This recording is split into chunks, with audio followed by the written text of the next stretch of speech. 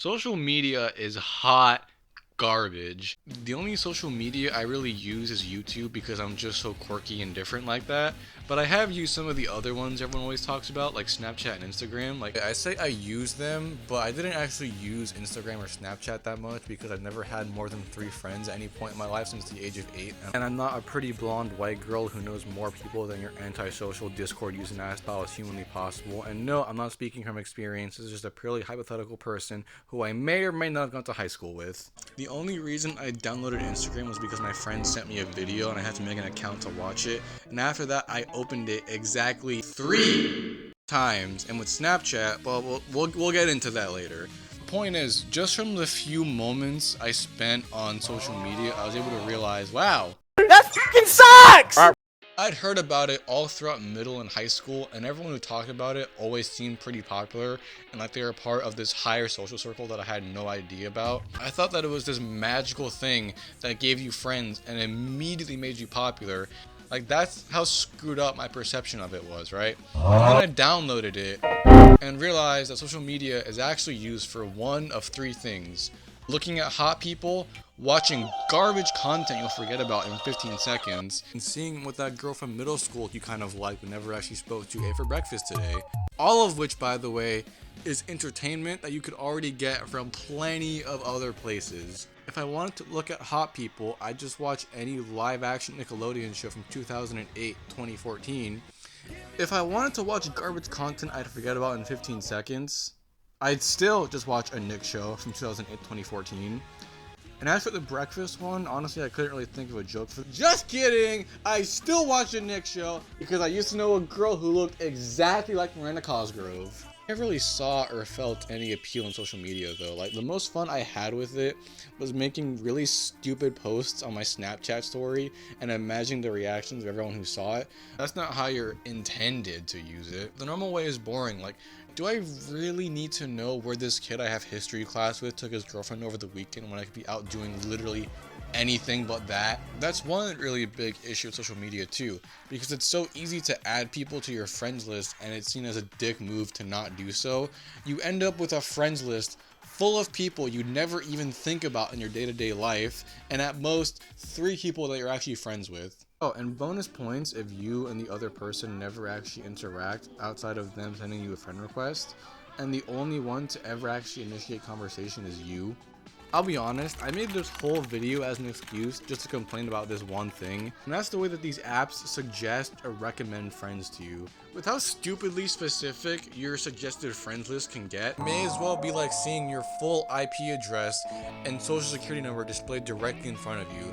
These apps knew the people in my life better than I did, and they had me wondering if it was even my life anymore.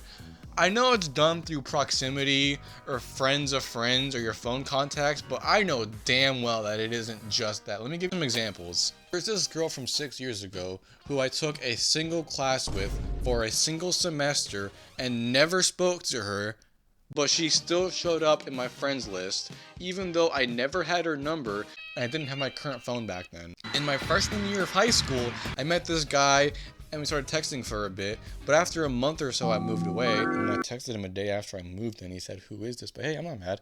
And a couple months after that, we stopped talking completely. That was 5 years ago. Yet somehow Instagram recommended me his profile, even though I don't have his phone number anymore, and he lives in fucking New York. And last but not least, I had my mom's friend show up on my quick add list on Snapchat, except I never once had her phone number, my phone has never been around her, and oh yeah, He's been dead since 2018. I had a dead woman show up on my friends list for Snapchat. I swear, man, those FBI jokes were kind of funny a while ago, but now they're hitting kind of different. And now for the last point. It's the way that social media slowly, ruins your brain and your attention span. I don't mean this in the Facebook mom way, but there is scientific proof that it does mess up your attention span and make you weirdly, desensitized to everything. I mean, think about it. Isn't it just a little weird that you can see this hyper-realistic first-person view of what it'd be like to have the Earth blow up from the moon, and then swipe and see a dog playing in a pool, and then swipe and see whatever the fuck this is. all back to back with barely any effort on your part. It's because so much of social media is just back-to-back mindless content that's all prying for your attention by being as obnoxiously loud and ADHD as possible. Bo Burnham has a song that summarizes this pretty well. It's called That Funny Feeling. And at first the lyrics seem like just random stuff strung together, but then you realize that he's making fun of all the dumb shit the internet constantly pushes in your face. You spend hours upon hours on these apps going from random shiny thing to the next, and then by the end of it, you sit there wondering where the last 8 hours of your life went. Here's a fun thing. At the end of the day, go to the history of whatever app you spent the most time on, and scroll through all the videos and posts you saw that day. How many of those can you actually remember watching? How many of those videos did you actually search for, instead of just watching because an algorithm decided that you should? Did you really care about the longest airplane flight, or did you just click on that video because it was something to watch while you were eating? That's why, personally, I have ascended past mortal beings and found enlightenment. Instead of ruining my life by scrolling through social media, I ruin my life by sitting in bed all day staring at the ceiling and playing video games all day, because then I can justify it as my decision, not an algorithm's. And at the end of the day, that's what really counts, isn't it? Plus, if I acknowledge that my behavior is bad for me to never actually fix it, it all cancels out, right? It's like PEMDAS or some shit.